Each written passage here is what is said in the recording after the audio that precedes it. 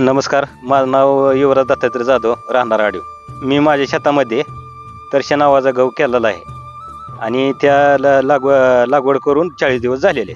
गहू फुटवा बिटवा म्हणजे व्यवस्थित आलेला आहे. सगळा गहू चांगला उगवला आहे. गेली 4-5 दिवसापासून ढगाळ वातावरण असल्यामुळं पाट गारवा सुटते, दिवसाही असल्यामुळं माझ्या गव्हावर माव्याचा प्रादुर्भाव झालेला आहे. आणि तुम्ही बघू शकता अख्ख्या पूर्ण प्लॉटवर सगळ्या माझ्या माव्याचा प्रादुर्भाव झालेला आहे. आणि मी बघितलं माझ्या प्लॉटवर नाही तर शेजारी आसपासच्या प्लॉटवर भरपूर प्रादुर्भाव झालेला आहे.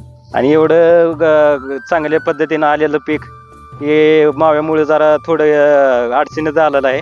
आणि रात्रभर लाईट असते, दारं धरून हे करून अडचणीत आहे. हे सध्या शेतकरी परिस्थिती अवघड आहे. आणि या गावाला करायचं काय ह्याचं टेन्शन आलेलं होतं. आणि आमचा पहिल्यापासून प्रेरणा बीज भंडार पंढरपूर यांच्याशी चांगला संपर्क आहे.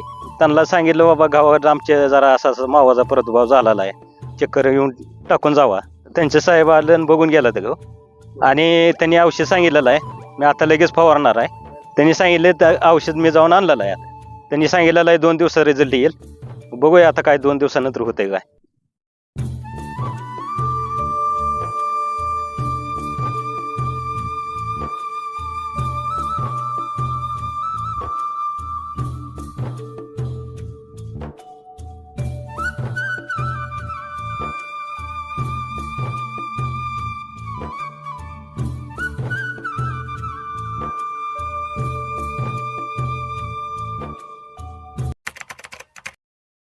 तर शेतकरी मित्रांनो, आपण 2 दिवसाखाली प्रेरणा बीज भंडारमधून जो स्प्रे दिलेला होता ते स्प्रे घेतल्यानंतर 90% रिझल्ट आलेला आहे.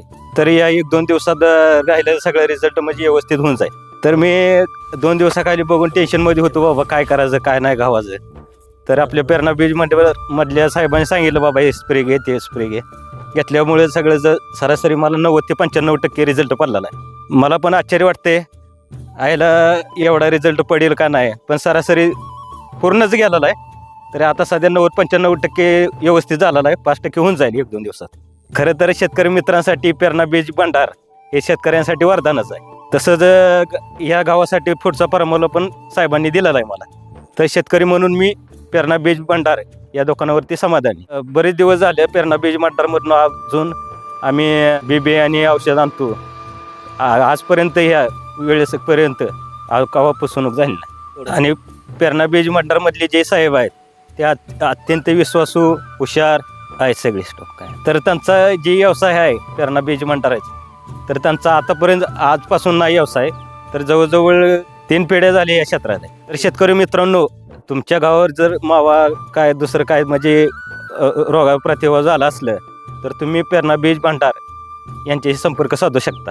आणि मला रिझल्ट आल्यामुळं प्रेरणा बीज भंडारचे मी आभार आहे. धन्यवाद.